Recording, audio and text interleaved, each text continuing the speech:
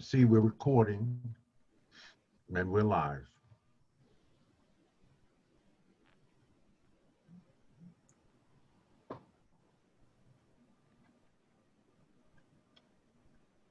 Good evening, everyone, and welcome to our Power Podcast All-Star Live Stream Series. And we want to thank you for joining us this evening as you've been joining us throughout this entire historic live stream series where we've been bringing you the best and the brightest Black minds in America. And so we want to continue that. I mean, we have not let up off the gas from day one. And now we're here in day 6, and we're still putting fuel on the fire. So what I need you to do before we get into tonight's festivities, I need you to like this page. I need you to follow George Fraser's fan page before we take it any further. I also want you to share this live stream event as we've been streaming to thousands of people all over the world. We want to make sure that our people are getting this critical information in a timely manner. That's important as well. And so we want to make sure that you share this link. Right now, we're going live with Dr. George C. Fraser and Pastor Jamal Bryant. So make sure you invite your family and friends right now.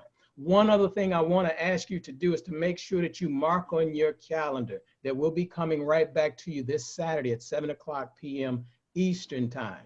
And we're going to have a lot of people been sending in questions and asking about stock market and things like that. So we're going to have J.R. Fenwick on from flipthatstock.com to kind of answer all of your questions about what's going on in the stock market and how you can be impacted with what's going on economically.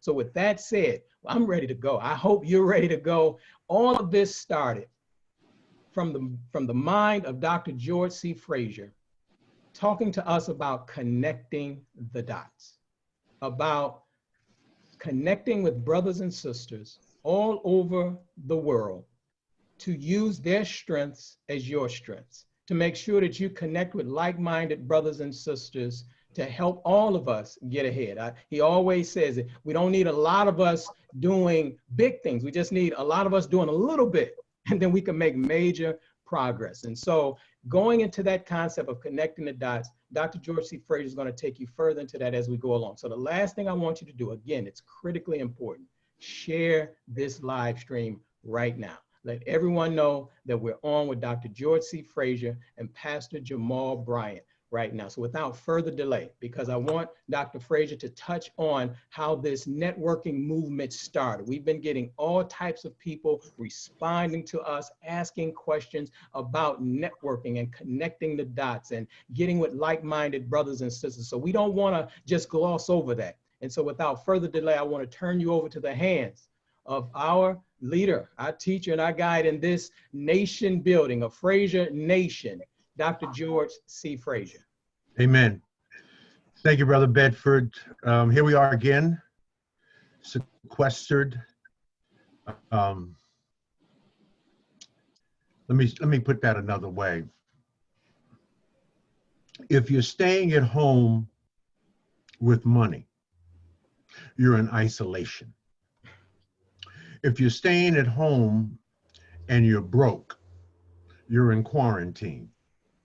If you're staying at home broke and with a troublesome wife, you're in total lockdown. So you got to be clear of your status, okay? I am staying at home and I'm in isolation. I have a wife of 47 years, but she's not troublesome. It just wouldn't be 47 years. So, or if you're staying at home with a troublesome husband, right, and you're broke, you're in lockdown. So you really have to be clear about your status in this particular situation that we're in. Historic. Books will be written about this, movies will be written about this. You will have lived through this. You will tell your grandchildren and your great-grandchildren this story, what you did during the pandemic. And I hope you're doing something. At least I hope you're reading. This is what I'm reading right now. It's called Life After Google, The Big Fall of Big Data and the Rise of the Blockchain Economy by George Gilder, one of the great futurists in the world. So I hope you're reading a book and doing some things to enrich your mind and to prepare you to make more money more money, more money when all of this is over. To the point that Brother Bedford was making, and yes, I know you see this brother down there in a red New Birth sweatshirt. I'm gonna get to him in a minute, all right? Because he is one of the best leaders and preachers in America, if not in the world. Thank you, sir. And he's only 49 years old. He's only 49 years old, and the man has wisdom and understanding at 49, and his best years are ahead of him. And when you look at what he has already done, from 0 to 49, he is truly anointed and a part. He's a race man, and he is a part of a culture of young brothers and sisters who are not only conscious but woke. I'll get to him in a minute. I just want to talk a little bit about what Brother Bedford said as it relates to connecting the dots. And I have an MO. There's something I want us to do. I'm trying to build our fan page, George Fraser fan page, to 1 million+ people. 1 million+ people. We got a good start, but we're not at 1 million+ Black people. And we want that so that when something comes up and we have to get out important information, we have to do some tutoring, do some education.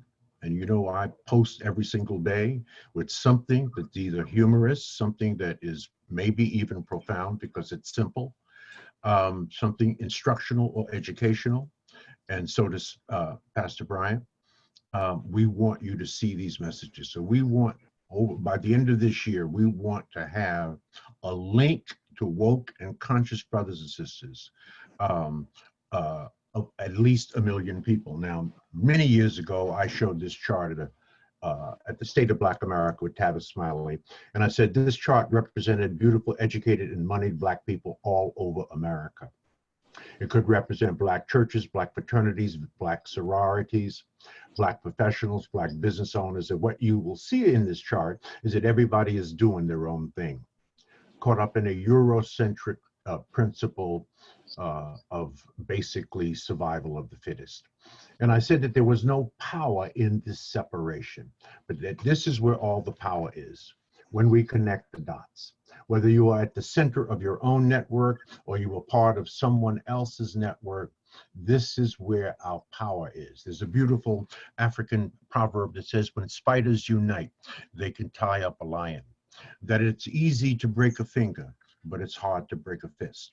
So this is ultimately what we want to achieve from a Pan-African perspective, but we'll begin right here at home.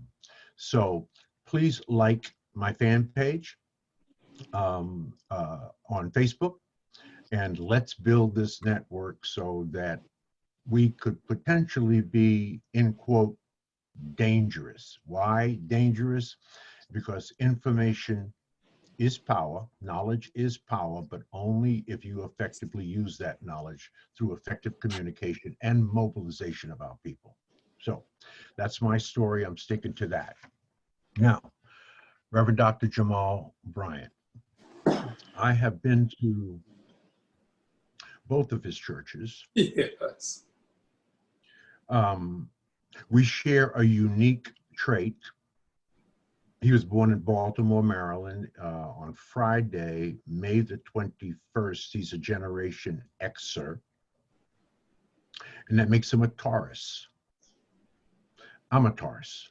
I'll be 75 on May 1st.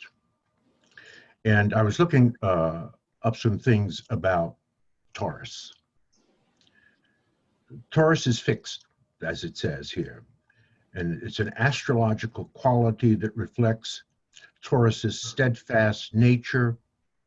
Taurus is ruled by Venus, the enchanting planet that governs love, beauty, and money.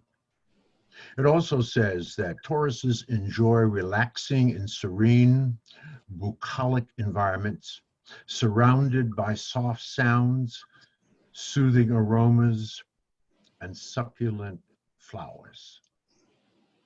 Yeah, that's right. That's what we enjoy. Pastor Bryant built an incredible church, the Empowerment Temple, AME, in his hometown of Boston. He is the son of Bishop John Richard Bryant, one of the leaders of the AME church. He sat at the feet of a master. He was mentored and nurtured by a giant and a genius in his own right. He made a huge decision deeply into the effective building of the Empowerment Temple and decided to, let's say, switch up and to move and to take on even a greater challenge. Not that the Empowerment Temple was not a great challenge, and he did an incredible job and built it into a megachurch.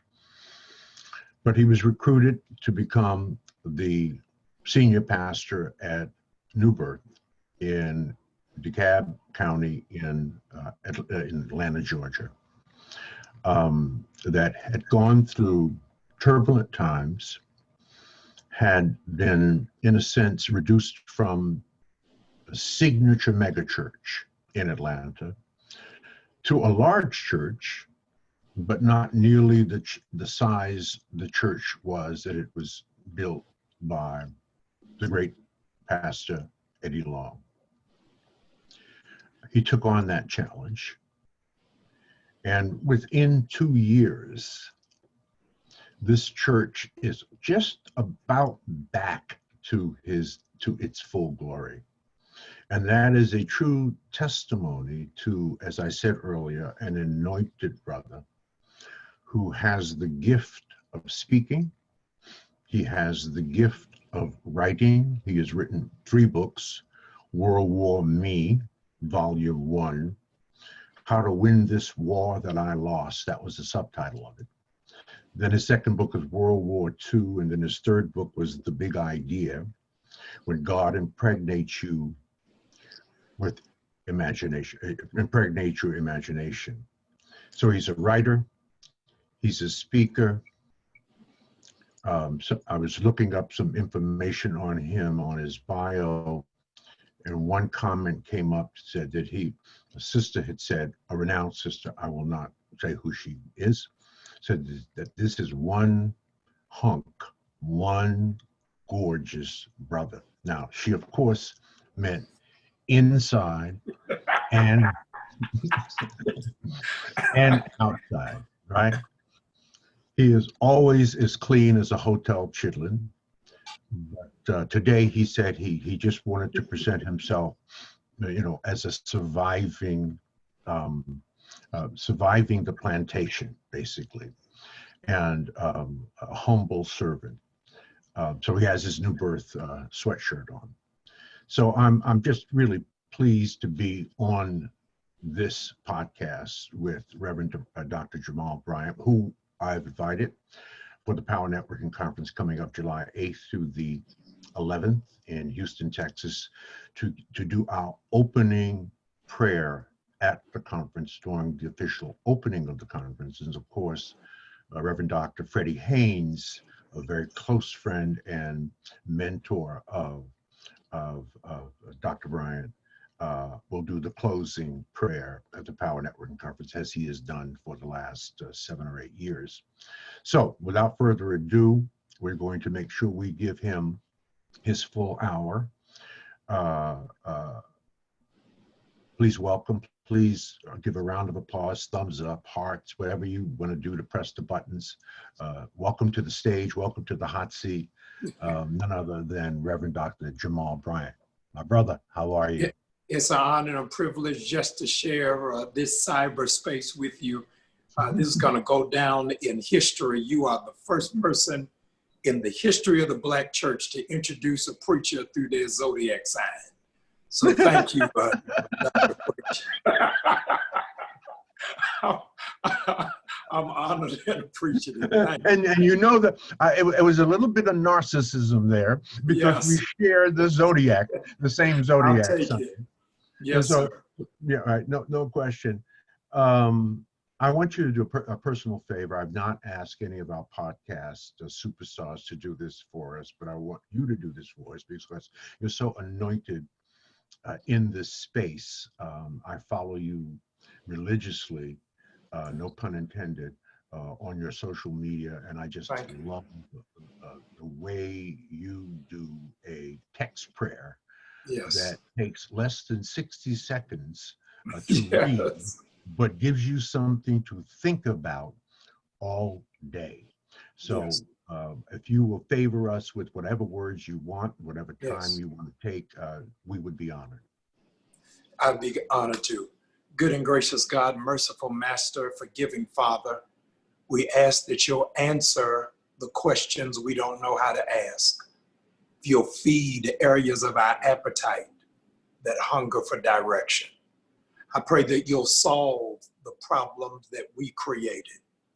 I pray that you will give direction in spaces where we have been lost. And I pray that you'll give healing for those who don't even know they're sick.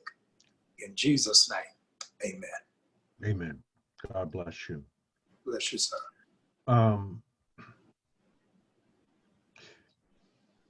In your thinking and in your experiences, this is an unusual time. None of us, unless you're 102 years old and you're alive during the Spanish flu, no one on earth has experienced this, or very few on earth have experienced this. This will be written about. It will be talked about. As I said earlier, your children and your grandchildren will ask you, what were you doing during the pandemic? I hope you're saying something good. Yeah. What do you think are the lessons that we as Black people ought to extract, and what should we have learned from this experience thus far? I think that Dick Gregory will be proud of my assessment, even from the grave, that the last 30 days we have witnessed the niggerization of America. By that, America at large for 30 days has known and felt like in decibel what it feels like to be Black in America. That the whole population is waiting on a welfare check. That you go in the market and you can't find fresh produce. That the police get to tell you what to do. That we are all living under a curfew. That the schools are no longer available. The elected officials are not answering any calls. This has been a hypersensitized moment. Today, Dr. Fraser, thousands of Caucasians circled around the state capitol of Michigan, protesting, honking their horns, asking to go to work. I was aghast. What an analogy. That America never sees a spotlight on white poverty. Whenever it is that you think about poverty, it is always in a tinted lens of Black and brown. But many years ago, you would know the author better than I, my memory escapes me. There was a book called Poor, Black, and in Real Trouble. And I think that that's really the reflection of where it is that we are, all of America, whether you are an NBA star, an actor, or a pastor, is moving through trying to figure out, where does this go? You gave the categorization, if you're at home with money, it's isolation. That if you're home with no money, it's quarantine. But even with money, you still have this great uncertainty. Right. You and I offline can talk about how much money we've lost in the stock market, and how much people are having to open up their 401k and having to dip into their reserves or their retirement. And so what I found out is what you have been preaching for a generation, is that your investments matter. We are, as a community, it is almost like Django, that the slave asked him, "You get to pick out them clothes that you wearing that nag, riding that nag." That we're understanding that we have mastered consumption and minored in production.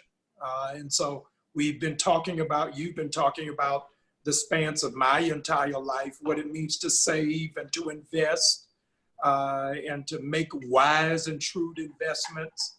And now, in the words of Malcolm X, the chickens are coming home to roost.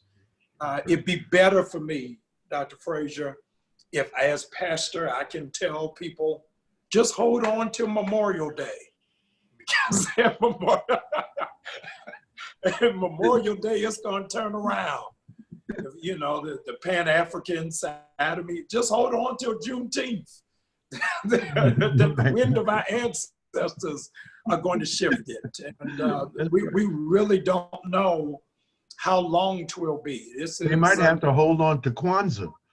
They may have to hold on to collective cooperative works. We may have to. And so this is a leveling of the playing field that we didn't think would come this way.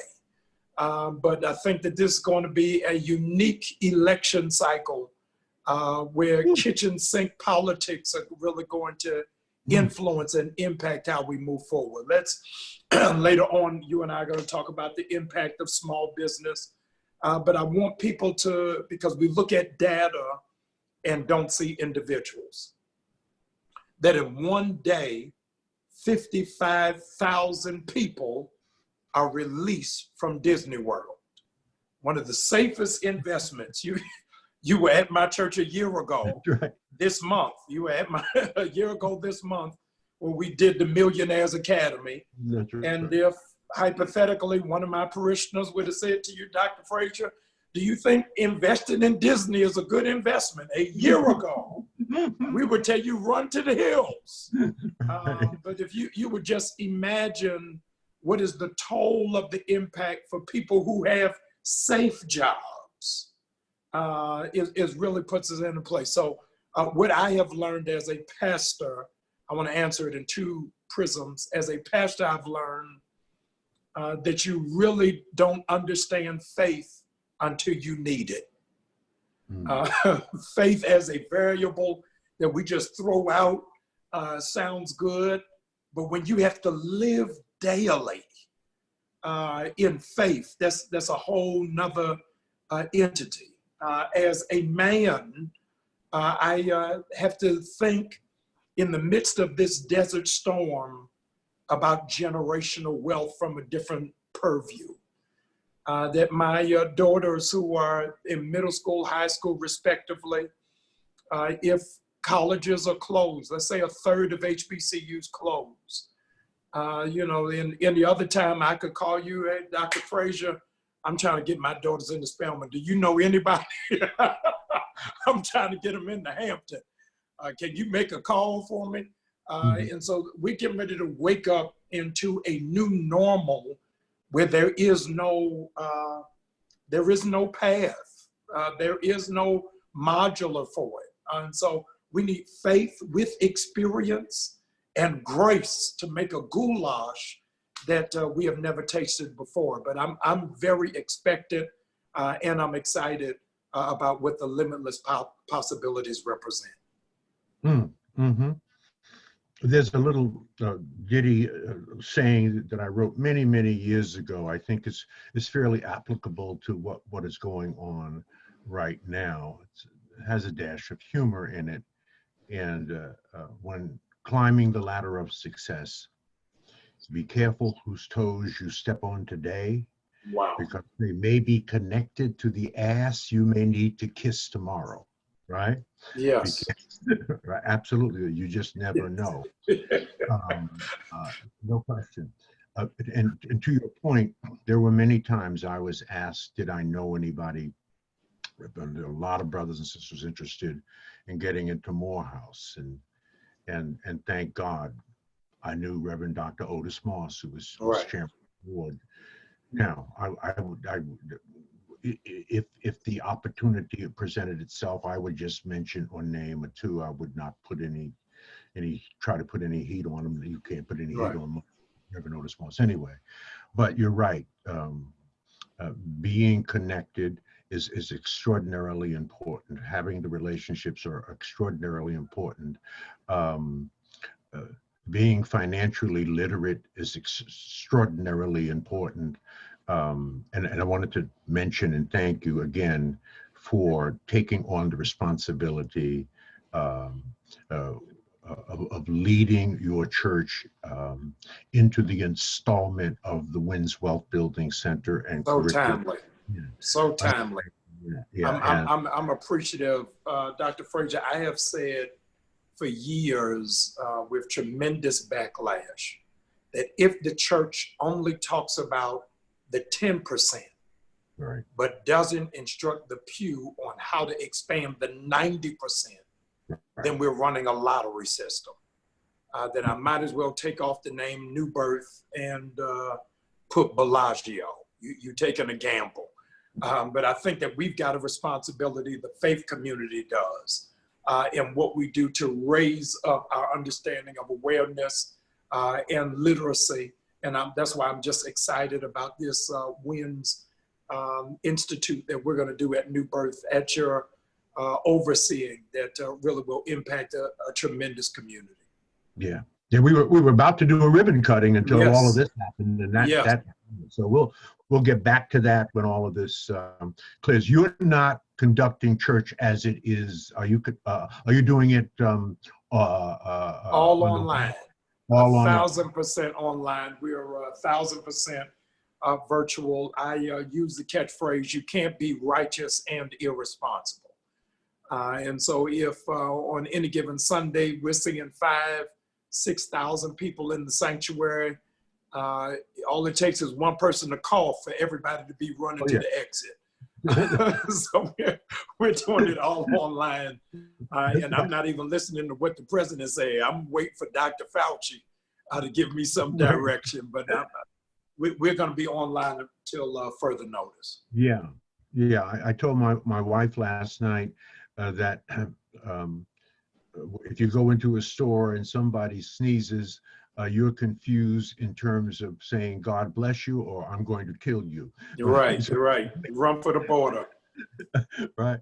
So you have an interesting situation at DeKalb County in Atlanta, Georgia. Made national headlines. State Representative Vernon Jones has moved to endorse Donald Trump. Now that is so way outside of the box for us, for someone of that responsibility and that stature. Yes. What are your thoughts on that? What is the conversation going on about that in the Black community? I'm not sure that anything can be done about it. I'm pretty sure he's made up his mind. But what are your thoughts about that? How does something like that happen? Yeah, he did it. He did it 24 hours after Kanye West made the same pronouncement that Kanye said he's voting in the presidential election for the first time. And this time he's going to vote for Donald Trump. Now, it'll take a whole nother message that Kanye is from Chicago and didn't vote for Obama twice. Wow. But the very first time he cast a vote is for Donald Trump. As you aforementioned, my religious DNA is AME, and I take great pride in boasting that Nat Turner was an AME. And those who know the historical record know that it was other slaves that turned him in. And so what we're seeing is the rise and the reemergence of runaway slaves who are exposing themselves, that they are in line to be Ben Carson's replacement. And so it is very painful. And you ought to know, and your listeners ought to know, we are actively, because this is an election cycle, there are two sisters who are running against him. And so we're in meetings now to see which one we're going to support.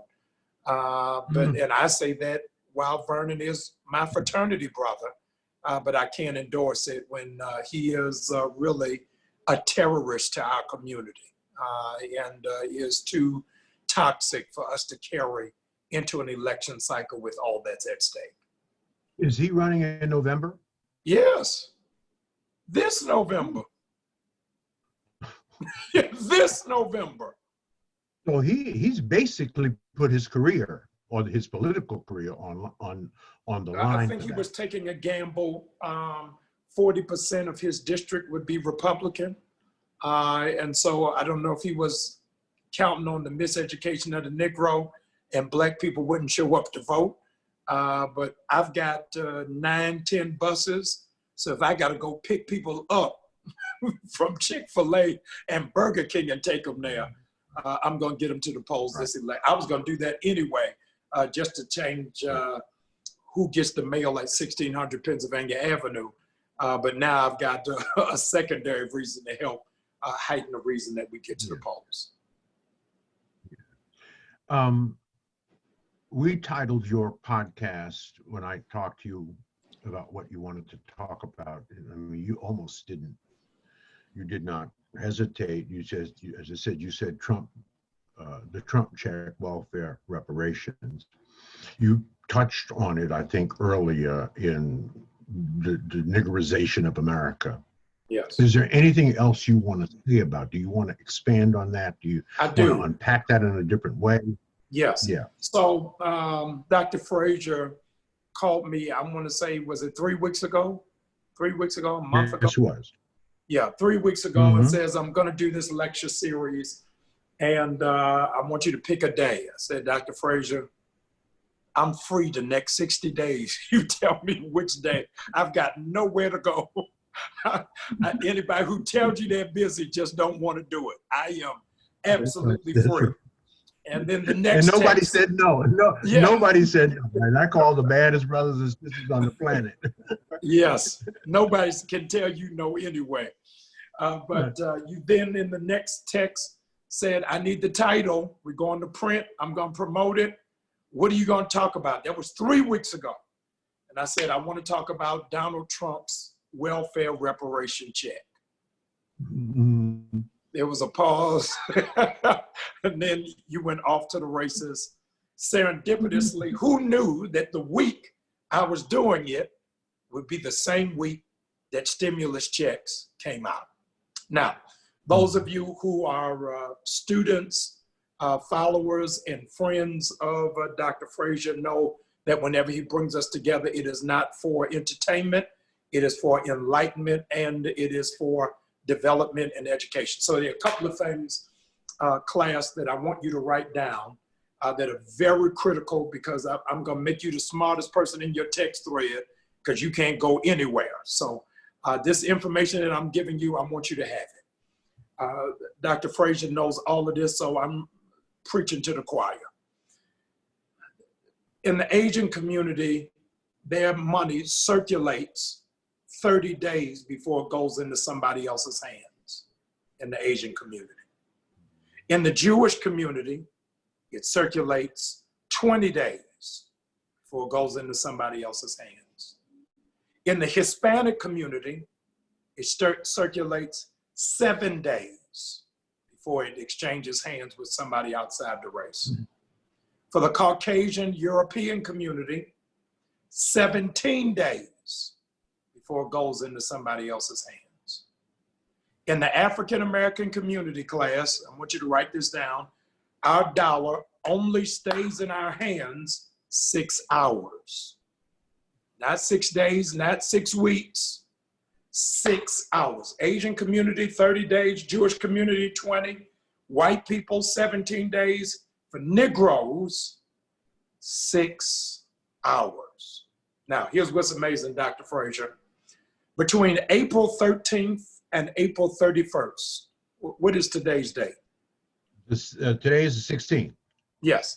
Between April 13th and April 31st, African Americans will receive $20 billion in stimulus money.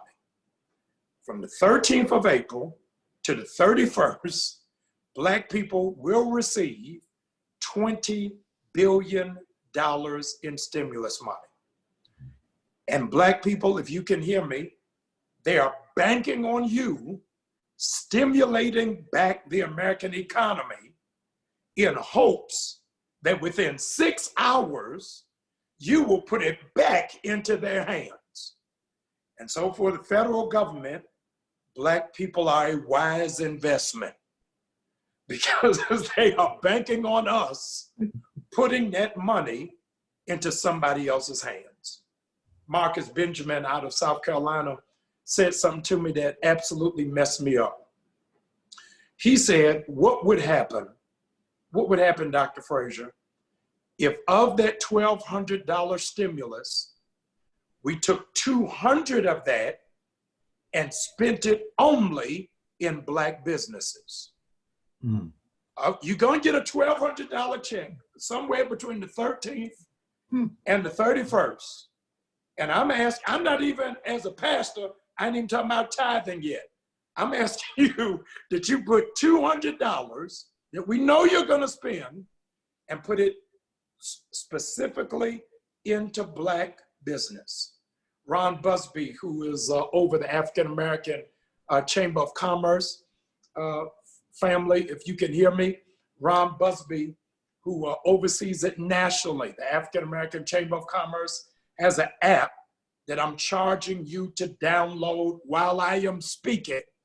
While I'm talking to you right now, whether you're on Google or Apple, I want you to download this free app for the African American Chamber of Commerce. You'll find it under AACB, AACB. Download that app. When you download that app, Dr. Fraser, you immediately will have access to 10,000 businesses. 10,000 Black-owned businesses. You'll put in your city or your zip code, and it'll pop up for you, whether you need a plumber, you need your nails done, you looking for a chicken sandwich, whatever you're looking for, you got 10,000 of them. Now, you know them, those of you listening in Kansas City and in Compton and in Milwaukee, you know your own businesses. I'm just giving you another access point. Dr. Fraser's already showed us what that spider web looks like. Right.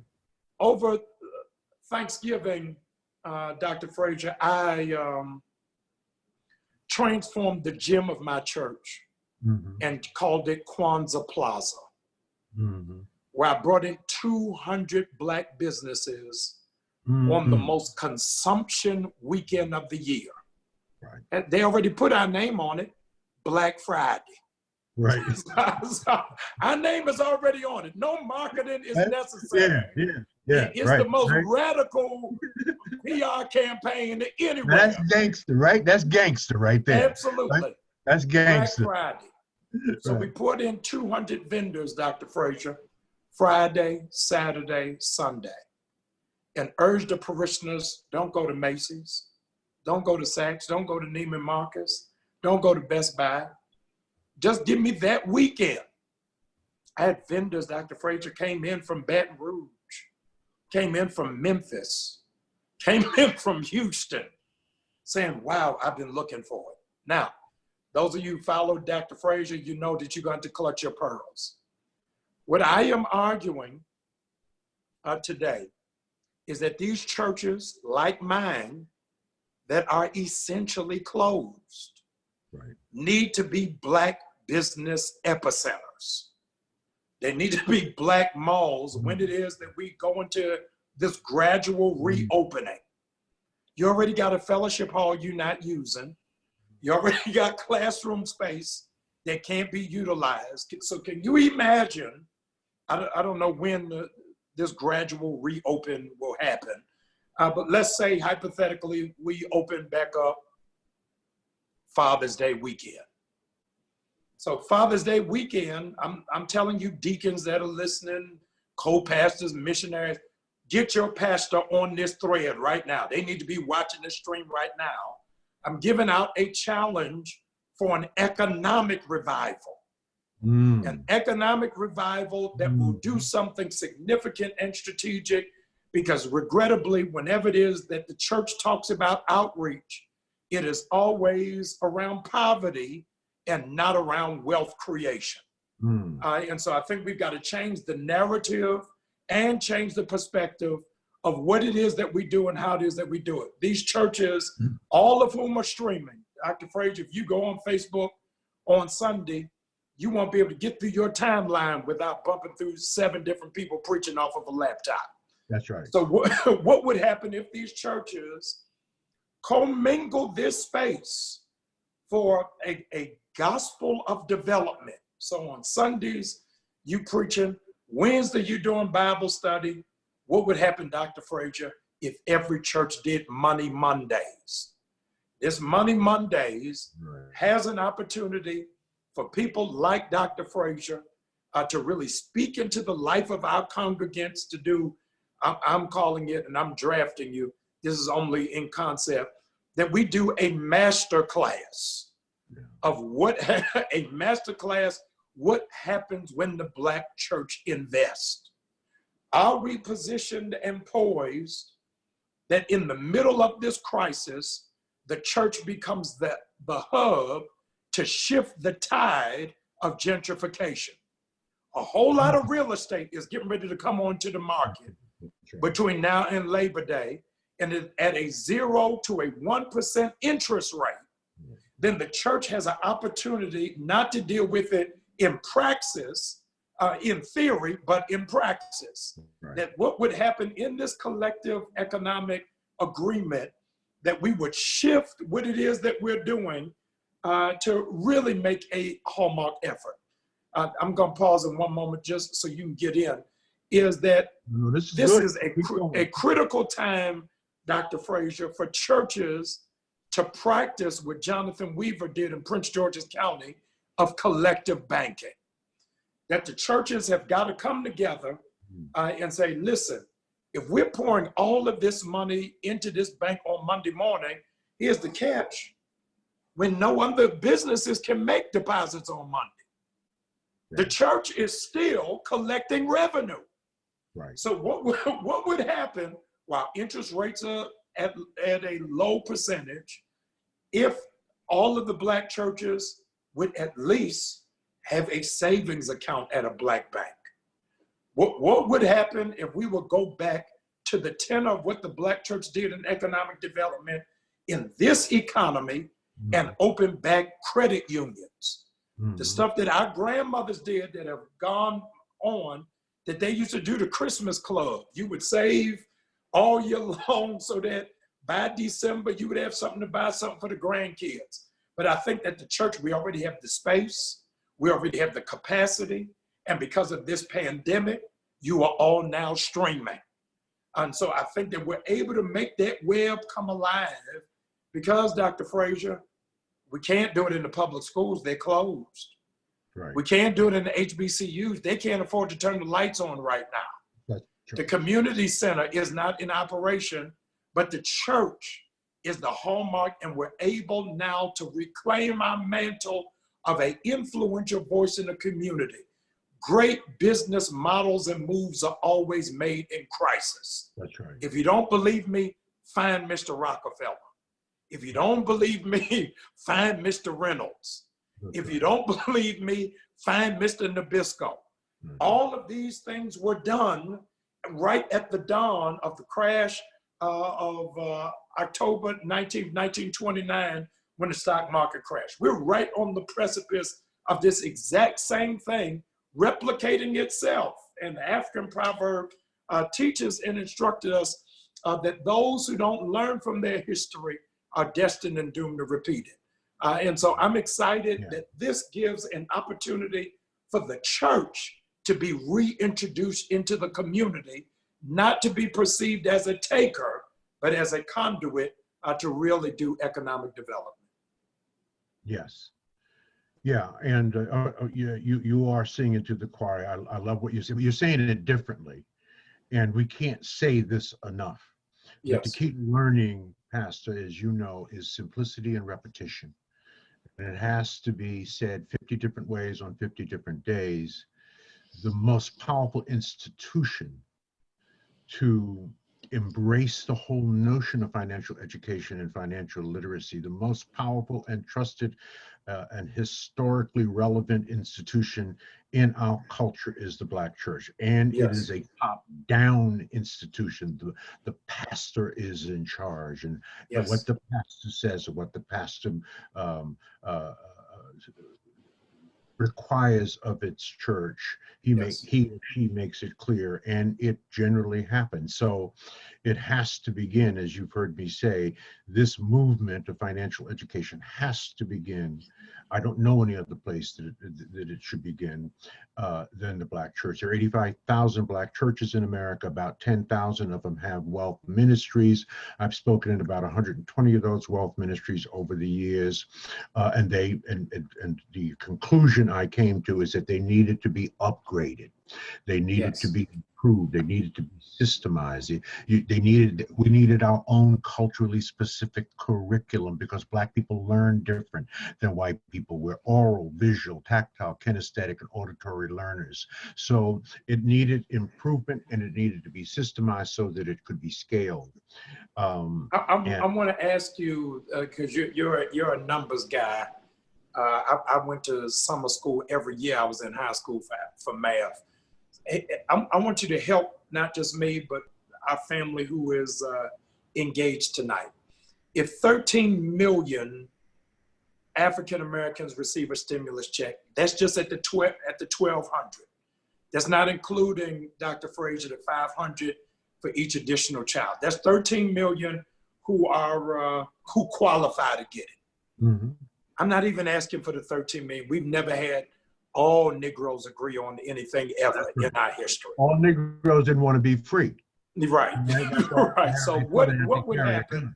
Yeah. What would happen hypothetically if 100,000 African Americans took this George Fraser, Jamal Bryant, Marcus Benjamin challenge to spend $200 of your stimulus with a Black-owned business, which would give us, Dr. Fraser, in 30 days, just 20 million back into the Black community. Yeah. Help me, what kind of impact would that make in a pandemic? Well, first, it would help save the small Black-owned business, which is really suffering right now. Yes. And many of them, unless something like this occurs, will not go back in business. Okay. Wow. So, right. So let me give you the numbers on that. There are 2.6 million Black-owned businesses in America. It's about a 40% increase over the last 5-year reporting period of the U.S. Census Bureau. That's the good news. Of the 40% of increase, most of that are new businesses by Black women. All right. Wow. The downside, of the 2.6 million, only 100,000 of our businesses employ anybody, right? But the average annual revenue for the 100,000 businesses that employ other Black people is about $1.1 million, and that's increased over 11% over the last 5-year reporting period. The sole proprietors, which is 2.49 million, 0.9 million businesses are sole proprietors, and their average revenue is $17,000 a year, Pastor Bryant. That is below the poverty line. So unless something is done like what you are suggesting, sooner rather than later, many of those businesses are not going to get back, are not going to come back. Right? Yeah. So that's a profound idea. It's simple, it's doable. We have the place and the space to do it. And it should be seriously considered. So, and we have enough time to plan for it. It's not like we're saying, let's do this next week. No, we may have more time than we like. Yes, yes. Yeah, right. But at the same time, if you can allocate of that $1,200, $200 going to Black businesses, right?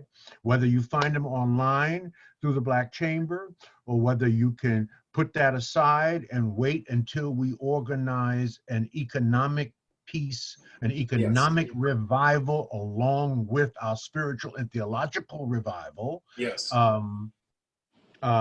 that would make a profound difference. That would help.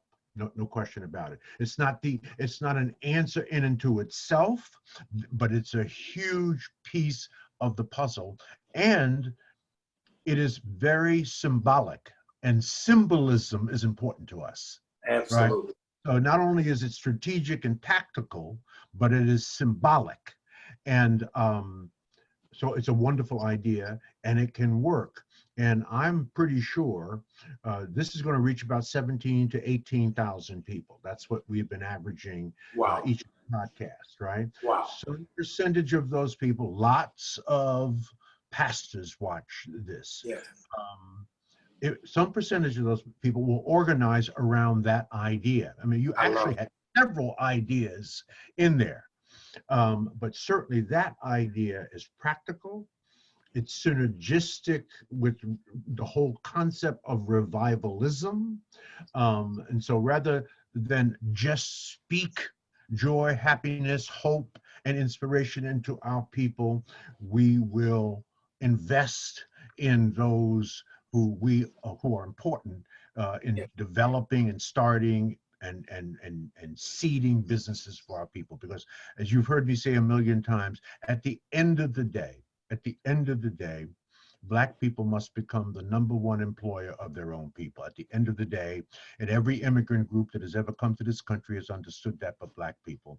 Jews are the #1 employer of Jews. Asians are the #1 employer of Asians. East Indians are the #1 employer of East Indians. Arabs are the #1 employer of Arabs. So ultimately, we must become the #1 employer of our own people, which means we must focus on this entrepreneurial thing and figure out ways to provide distribution and access to our small businesses, to our basic consumers. And where are our base consumers? The majority of them are in church.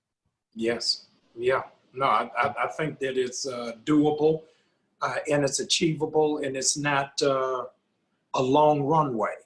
No. That you getting the checks and you can buy the stuff online. So I'm excited just at the possibility of it, of us in a crisis creating Black wealth. Yeah.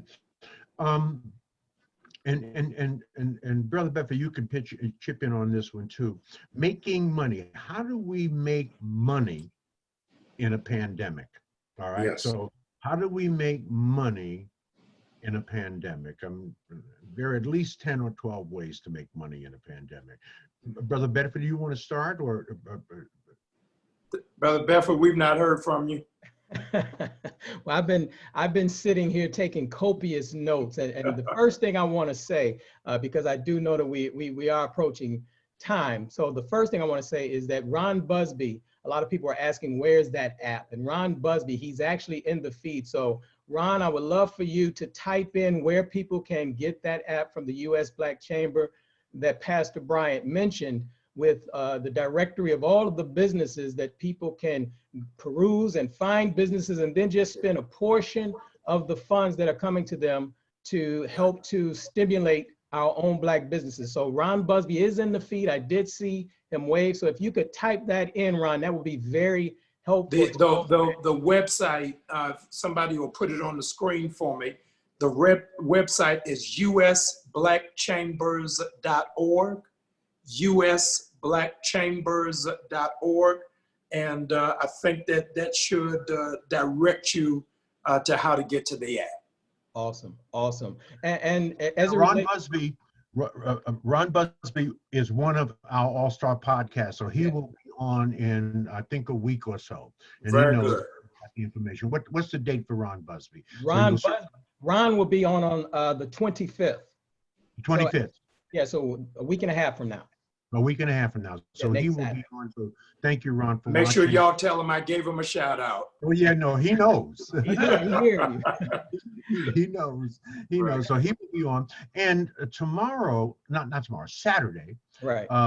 J.R. Fenwick. You may not know his name as well as you know Reverend Dr. Jamal Bryant, but this is a bad brother. and he understands the stock market, and he understands the massive opportunity that there is right now in this moment. I will be tuned in. I will be tuned in. Absolutely. He's a wizard at this stuff. And not only is he a wizard at it, but he is a wizard at coaching people how to analyze the stock market and make wise investments in the stock market. And I'm sure he's going to have some stock tips. So that's one huge way of making money during a pandemic. Do you have another way, Brother Bedford? Do you have another way, Pastor? The only thing that I would just say one thing, George, and it's really, and you said this over and over again about finding models. And so I would ask people, I would encourage you to not just listen to what we're saying, but here's a model in front of you as to how to build relationships and community while you're on quarantine. George has been absolutely correct with the numbers. And if you can build a community, people who know, like, and trust you by giving value to them first. I know a lot of people are in sell mode, but if you find a way to deliver value, build relationships in a community, the way that we're doing now, then there's an opportunity for you to make money on the back end. So that would be the best idea that I would give right now, George, is to find a way to build a community right now so that you can monetize that community at a later date. Okay. Brother Bedford, I gotta give one is an industrial cleaning service. Really, it's going to be in high demand once this stuff opens up. It's not just janitors, but those who really know how to do a purge. And so even if several independent janitorial services need to come together, you need to look at that. There are no greater creative people on the planet than Black people. Right. So y'all better pull out your grandmother's sewing machine and figure out how to make some masks and how to do some gloves because they are in top demand. And I was telling Dr. Fraser before we came on, if Boston University isn't opening till January, if California has said there will be no more sporting events for the year, if Live Nation is saying that all concerts are canceled, if the Essence Festival has been postponed until 2021, then you have to figure out 2 Black men are making millions online while we're online. Yeah. D Nice, the DJ, has gone up from 300,000 to over 1.5 million followers in under 30 days. Wow. Tory Lanez is now at 8 million with Quarantine Radio in under 30 days and have picked up sponsors, have picked up endorsements, and are getting paid by the platform. And I guess it's a good place for me to tell you, neither of them have a degree. So you have no excuse not to find some innovative, creative way to find some money online. That's it, right. So make sure you apply for unemployment insurance. Make sure. Yes. If you have a business, the SBA, I know it's broke right now because all the 350 billion has been taken, but they're going to put another 250 billion. If you have a small business, if you've employed anybody, there are all kinds of programs to get grant money, to get loan money that will ultimately be forgiven. They have already made that public. I know it's a pain in the behind. I know it takes paperwork. I know it takes patience. I know you got to wait, to get your calls answered, but spend the time. What the hell else are you doing? Wealth is in the need. Wealth is in the need. That's right. Whoever, Dr. Fraser, get your welfare check. In the last 4 years, everybody been buying food trucks. I'm waiting to find who's going to do the mobile barbershop, mobile nail salon. Find the need and monetize it. That's right. I want a Negro Uber Eats. Who's the delivery service that is only delivering soul food? You are going to rack up as soon as you figure out that you can do it. Find the need and monetize it. That's right. That's exactly right. Now, here's an unusual one that I actually discovered and tried myself. This is really unusual. There is a website called Unclaimed Yes. That's my friend every 6 months. Unclaimed.org. Yes, now, this sir. website aggregates All that's owed to you. various financial institutions and everybody money that has been unclaimed that is owed to you. This is a legal requirement for certain standards of institutions, right? So just before this podcast, I put my name in there, Ohio. That's all you have to do. Put your name, George Fraser, Ohio. And I would not have ever done this. I got $1,500 owed to me by 3 different companies I have forgotten about years ago. Right? My name came up 3 times. They gave me the name and they gave me the amount that is owed to me. Right? So you have nothing to lose. It costs you nothing. It's and a you're free home website. doing nothing. Do it right. Unclaimed.org. Go there. Right? Right? So I you know, you got the time. Why Yes. not? Yes. Right? Why not? Brother Bedford, can we do this? Because I know our time is elapsing. Sure. Brother Bedford, I want you, if you can, would you just shout out a Black-owned business that you want us to support while we're in this pandemic? Oh, wow. Man, I know so many online businesses. And somebody will be mad at me if I don't say that business. Well, let's go another way. Right. Let's ask all of the listeners to start typing Black-owned businesses right in the feed. That's this good. is going to be That's saved, and people can come back and see it. So all of you who are entrepreneurs, we are now making a pledge to spend $200 with you. That's right. Don't blow this $200. And so ask that you all would please, let's crash the internet with the names of Black-owned businesses where we're going to target that $200. That's awesome. good. That's good. And you don't have to have a store. Yes. You can be working out your house, whatever Yes. you're doing, whatever you're making. If you have a website, somewhere that we can transact some business, right? With social Yes. distancing, that's option. You know, we can spend Yes. that money now. And let's right? add, And if you can't think of one, send it to newbirth.org.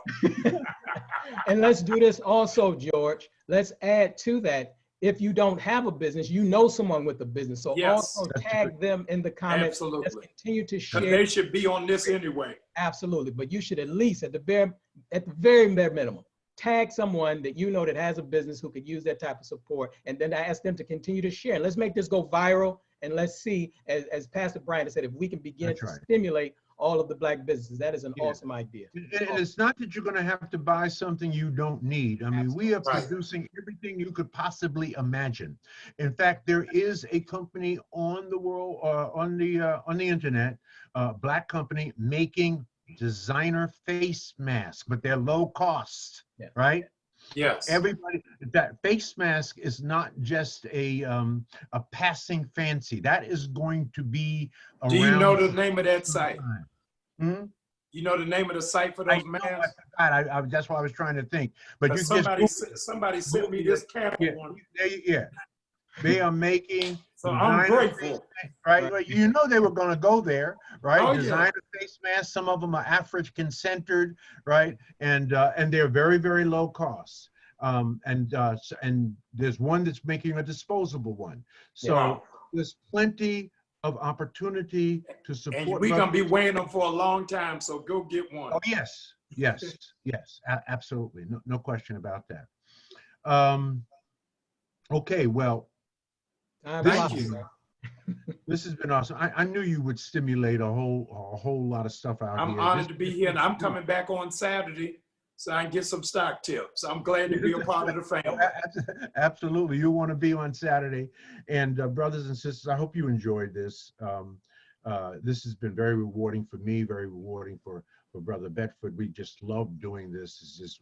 We can't think of a better way to serve our people for an hour than to give them powerful information, to excite them into some sort of action, to do something a little bit different, and hopefully enrich your life, enrich your mind, and put some money in your pocket at the same time.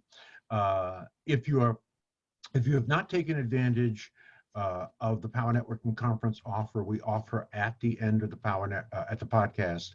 We limit it to only 5 people because it's a crazy offer. And remember, I told you that Pastor Bryant has been invited to do the opening prayer, as Freddie Haynes, Reverend Dr. Freddie Haynes, will be doing the closing prayer. That you're talking about a 1-2 punch. Listen, I'm just glad I'm going before him. That's my big brother. That's right. Right. So you want to be there. So you want to take advantage of this offer. Remember, it's only limited to 5 people. First come, first serve. And the way you get it is you just simply email me. I'm in gfraser@frasernet.com. That's gfraser@frasernet.com. That's FRASER. That's how you spell Fraser, gfraser@frasernet.com. I'm in with your cell number and your name, and I will personally call you myself.